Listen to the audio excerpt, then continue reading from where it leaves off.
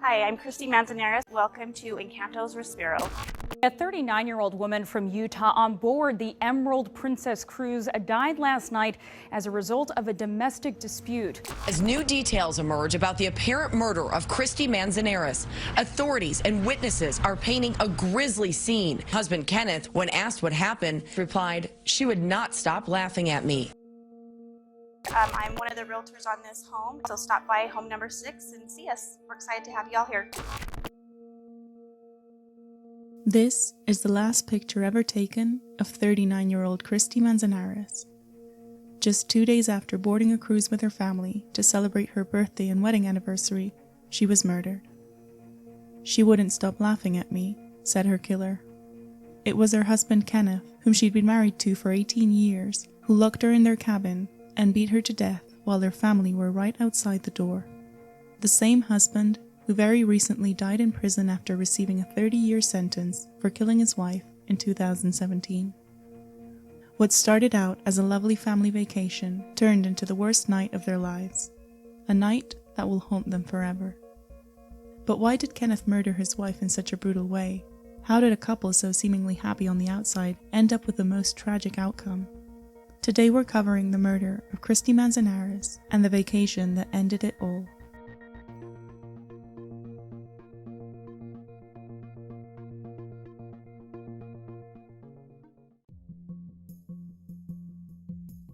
Kristy Lee Hunt was born in Salt Lake City, Utah on October 30th of 1977.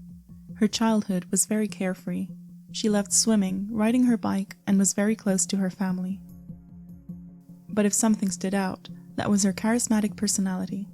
She was strong and determined, and from a very young age, she worked towards her goals, no matter what.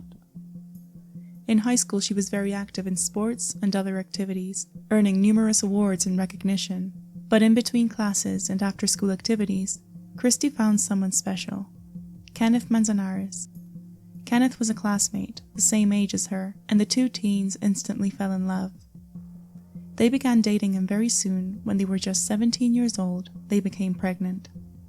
Kristy and Kenneth took on the pregnancy like they took on everything else, and with a little help from their families, they had their first daughter. But being a new mom didn't stop Kristy from following her dreams. After earning her associate's degree at the College of Eastern Utah, Kristy went on to Southern Utah University, where she earned a Bachelor of Arts degree in Family and Consumer Science with an emphasis in interior design. In 1999, Kenneth and Kristy became husband and wife and continued to raise their daughter while focusing on their careers. Kristy's degree earned her a job as a design consultant, and eventually she pursued a career in real estate, marketing high-end developments in her area. After years of hard work and 2 more daughters added to the family, Kristy Manzanares was a chairwoman on several boards of realtors across Utah. Kristy and Kenneth seemed to have it all. Successful careers, 3 beautiful daughters, youth and health. On social media they shared photos of their family trips and adventures, painting a perfect family portrait that anyone would love to achieve. However, later events would prove that not everything we see on social media is real, and at home things can be very different for seemingly happy couples. Kristy and Kenneth's 40th birthdays were coming up that year, and their anniversary was right around the corner too. With so many celebrations coming up, the couple decided to invite their family on a cruise. And so on July 23, 2017, Kenneth, Kristy, their 3 daughters, and part of Kristy's family boarded the Emerald Princess in Seattle to go on a 7-day cruise through Alaska. The vacation was going to take them through breathtaking glaciers, whale watching, and a nature-filled week for all the family to enjoy. However, the cruise carrying over 3,000 passengers and 1,000 crew members would never make it past its second stop. On the evening of July 25th, the family was having dinner on the ship. Kristy and Kenneth were arguing over dinner, with the family present. Kristy said Kenneth was drinking too much, and her husband was not happy with that. After some back and forth bickering, Kristy said, "I'm done," and she got up. The couple excused themselves from the table and began making their way back to cabin D726. Behind them were 2 of their daughters, and all the way to the cabin, Kristy and Kenneth continued arguing. While in the cabin, the fight began to escalate, so Kenneth sent his daughters away to the adjoining cabin the girls were sharing. After closing the door behind them, the girls heard the lock, and moments later, the argument began to escalate even more. The girls tried opening the door, but their father very sternly told them to stay away. At this point, and after arguing for so long, Kristy told her husband of 18 years that their marriage was over. She wanted a divorce, and as she said this, she began laughing. She told him he had to leave the cruise on their next scheduled stop, which was in Juneau, Alaska, the next day, and he was to fly home to Utah while the family enjoyed the rest of the cruise. Humiliated by Kristy's laugh and demands, Kenneth completely lost control. The couple's daughters began hearing their mother crying and screaming for help. Panicked, they began hitting the door trying to get it open, but once again, their father screamed for them to stay away. One of the girls ran to the balcony and leaned over to see what was happening inside, and when she did, she saw her father was punching her mother repeatedly while they were on the bed. So the girls ran for help. At 9:03 p.m., the security office of the Emerald Princess was notified and ran to cabin D726. By this point, Kristy's father and brothers were also at the scene, and what they'd found was terrifying. Kenneth and Kristy were covered in blood. There was also blood on the bed and all over the cabin.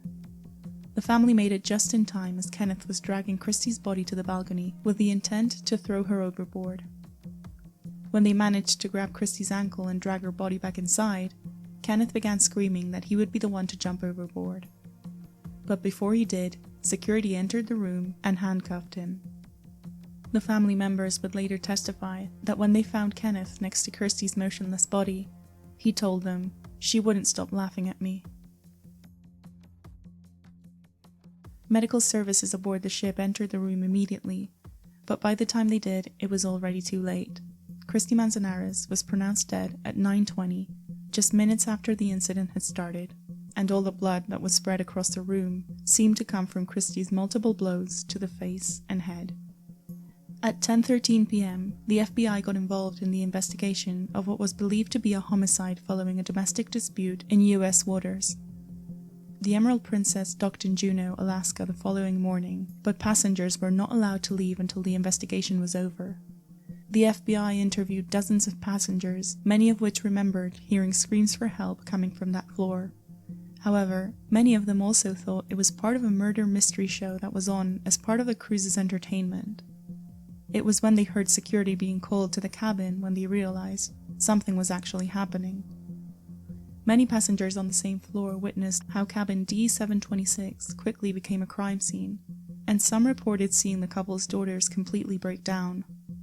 One of them was asking for her mother repeatedly, not understanding why they wouldn't let her in to see her. Another witness allegedly heard one of the daughters say, "I knew my dad would do this." For over 12 hours, the ship was in lockdown and nobody was allowed to leave.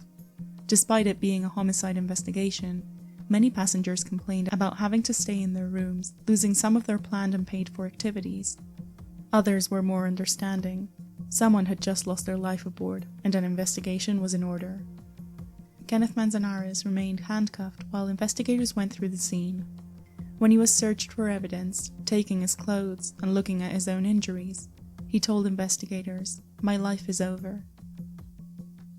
An autopsy of Kristy confirmed her cause of death was blunt force trauma to the head after several hits, all of which had come from Kenneth's own fists. The force with which he struck her was enough to end her life, escalating the homicide to a murder. The nature of Kristy's injuries and the witness testimonies about their fight meant Kenneth was facing a second-degree murder charge, to which he pleaded guilty. However, during the trial that would decide his sentence, his attorney stated that Kenneth's actions were the fault of a neurocognitive disorder, a mood disorder, and other brain injuries. He said that Kenneth had a history of head injuries caused while playing contact sports when he was younger. This had resulted in a number of undiagnosed disorders for which he wasn't being treated. Other disorders which were diagnosed required medication, which his attorney said Kenneth had mixed with large amounts of alcohol and had ultimately caused his outburst, which the defense called the perfect storm: a brain injury, an undiagnosed bipolar disorder, and a combination of medication and alcohol. In fact, they insisted that after the incidents of July 25th, Kenneth was left in such a mental state that he barely remembered the brutal beating of his wife. However, they said he was extremely remorseful and was aware of the consequences of what he'd done. Throughout his incarceration, Kenny has struggled to understand this tragedy.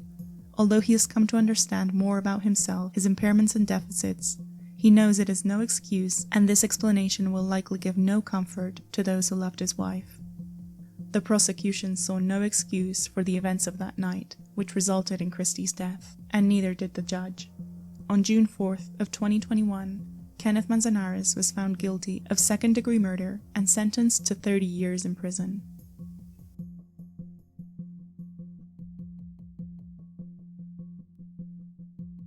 A St. George area man serving a 30-year sentence in an Alaska state prison for the murder of his wife has been found dead in that prison. According to the Alaska Department of Corrections, 43-year-old Kenneth Manzanares was found dead in his cell on Wednesday morning. A little over a month after his sentence, on July 14th, Kenneth Manzanares was found dead in his prison cell at around 7 o'clock in the morning.